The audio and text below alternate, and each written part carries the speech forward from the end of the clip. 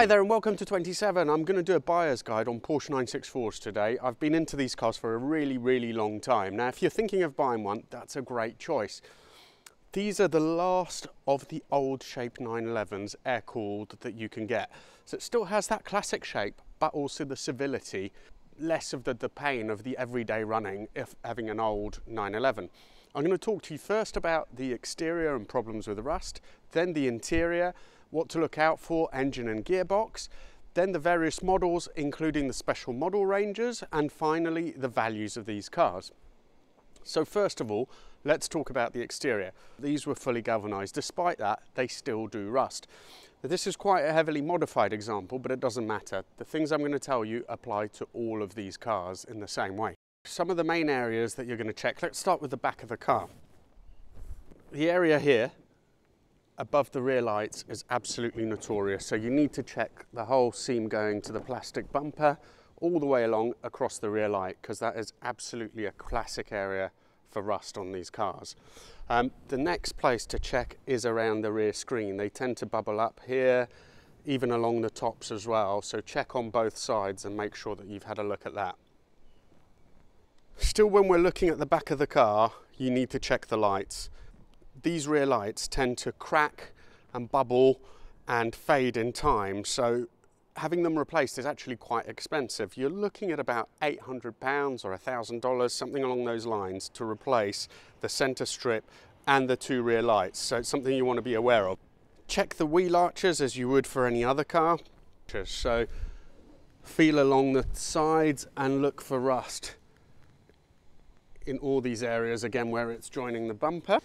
And front windscreen, they tend to bubble up around here, and also along the seam with the wing. So this area here is another classic for bubbling. Lastly, check around the front lights. Underneath the light is one of the most common places. Apart from that, the 964s aren't really that bad for rust, but they are old cars, so you do need to check all of these areas. Interior wise, let's have a quick. My 964 is quite heavily modified, so again the interior isn't very standard. The wheel is a Momo Mod 7, that is an upgrade on these cars and suits them very well. Some people prefer the original wheels, and that's really up to you and your own preference.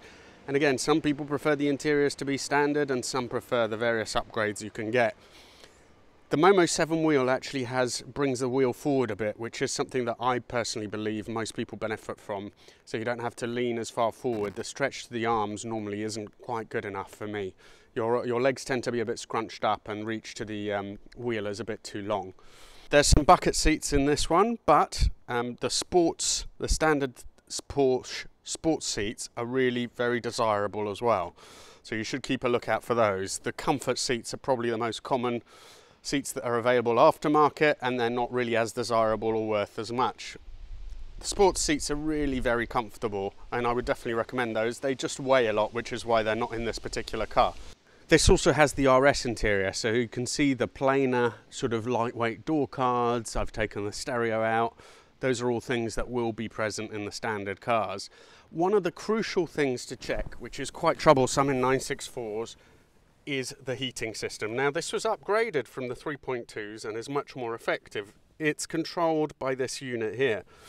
Lots and lots of things could go wrong with it because it is actually so complicated on air-cooled cars.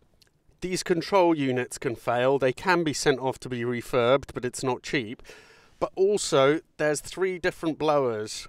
There's 2 in the front and 1 in the back. Each one of those can fail. The servo motors that operate the various switches can fail. So when you get into one of these cars, make sure that everything's working properly. Make sure the temperature is adjusting and is not stuck hot or cold. Make sure the ventilators are going and that you don't get noises, which could indicate that the fans are on the way out. Engine and gearbox next. 964s have a terrible reputation in terms of engines. When they were first made, they used no seal between the 2 crankcase halves, so they used to leak. That's something that has been rectified and is no longer an issue. All the same, all these engines and most air-cooled engines do tend to leak once they reach the 90, 100,000 mile mark. So they will have had an engine rebuild, a top-end rebuild at least, and it's something that you definitely want to look for when you're trying to buy one of these. Some of them I know have gone on to 160,000 miles without any issue, but generally speaking, top-end rebuild is what you're looking for if you're buying a car of this kind. If there's a little bit of weeping, especially around the cam covers and so on, don't worry too much about that. That's not that serious. It can be rectified and it's not too expensive.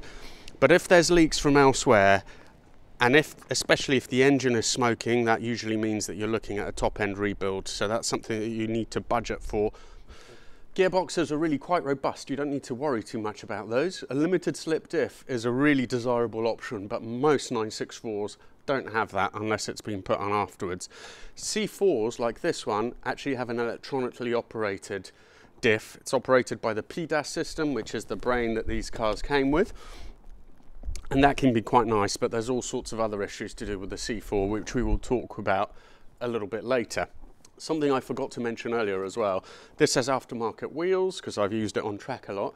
But if you can, buy a car with Cup 1s. They are the most desirable standard wheels for 964s. D90s are quite nice as well, but Cup 1s are quite expensive. To buy a second-hand pair, you're looking at about £1,000, probably a little bit more if they've been refurbed and they're in good condition. Don't be scared by high mileage cars. These were very usable in their day and they have mostly been used. It's quite rare to find these with 40-60,000 miles. If you do, there will be a premium, but they're not really the best cars. The best cars are ones that have been used and looked after properly. So you need to look at service history, as I've mentioned, look for an engine rebuild or check the health of an engine to make sure that's fine, because that's one of the biggest expenses. An engine rebuild will set you back about £10,000 to £12,000 from a reputable builder. You can get them cheaper and maybe some of them are okay, but I would expect to pay something along that line. So it's probably the single biggest expense. They are quite expensive cars to maintain generally because of Porsche parts and labour rates, even amongst independents. Don't be scared by a high mileage car as long as it has a good history. As in other cars, there are sundries and things that you need to check which can go if there's a high mileage. The interiors are generally very robust and last really, really well, but suspension bushers can wear, the various joints and connectors. The shifter should be really, really precise. It's quite long throw, it's quite stiff, but it should be precise. If there's a lot of wiggle in there, one of the joints will have to be changed. They're not hugely expensive, but with labour and so on, you're generally looking at a little bit of cash to get that sorted out. In terms of shocks, again, that's really up to your preference. A lot of these have got aftermarket shocks. Bilstein HDs are very good, slightly firmer than standard, but still very good compromise on the road. Lots of people put on KWs, either V1s or V3s, or Bilstein PSS 10s as well. The V3s and the PSS 10s are a little bit more track orientated. I think with Bilstein HDs, you'd probably be fine on the road. Another biggie is the clutch. When you take it out for a test drive, make sure that it feels quite light and that it's not too far up the pedal travel when you actually get bite. So if it's heavy, if it bites quite far up the pedal, then it usually means that the clutch is on the way out. And again, that isn't cheap. The model range on 964s is quite extensive. This was the very first 911 that came out as a C4. They only made the C4 for a year and the C2 came out after that in 1990. 89 this was released. There's also variations in the bodywork. So you have coupe, you have the Targa, you have the convertible. And then in terms of gearboxes, you have the Tiptronic and you have the normal manual gearbox. The most desirable standard variant is a manual C2 coupe. Everything else after that tends to make the car slightly less desirable, although they have fans. Each configuration has its own fan. Generally speaking, again, coupe is the most desirable, followed by Targa, followed by convertible. Manual really is, for me, something that's quite important in the 964s. It completely changes the way the car feels if you have the automatic. The automatic is fine, there's nothing wrong with it, and if that's what you're looking for, then that's fine. Get yourself a Tip, they're good cars. But if you're a really keen driver, then the manual gearbox is a must-have. The next thing to consider is whether you want a two-wheel drive or a four-wheel drive version. The debate for this has been going on and raging ever since the car was released. Generally speaking, if driven hard, the C4 will understeer much more than a C2 will do. So if you're a really keen driver, you're going to prefer a C2. People say that on the road you can't tell the difference. You absolutely can. This was a C4. I've converted it to a C2 for that reason. And you can tell on the road, even if you're not driving quite that quick, the car feels more nimble, much lighter. But the C4 does have its advantages. It's absolutely fantastic if you have in winter, if there's rain, then it's much better than a C2. But if you're going on track, or you're a hard driver, you know what you like, a C2 will retain much more of that old 911 feel than a C4 will. But the choice is really up to you. After that, we have the special variants. So there's the Carrera RS and also the RS America.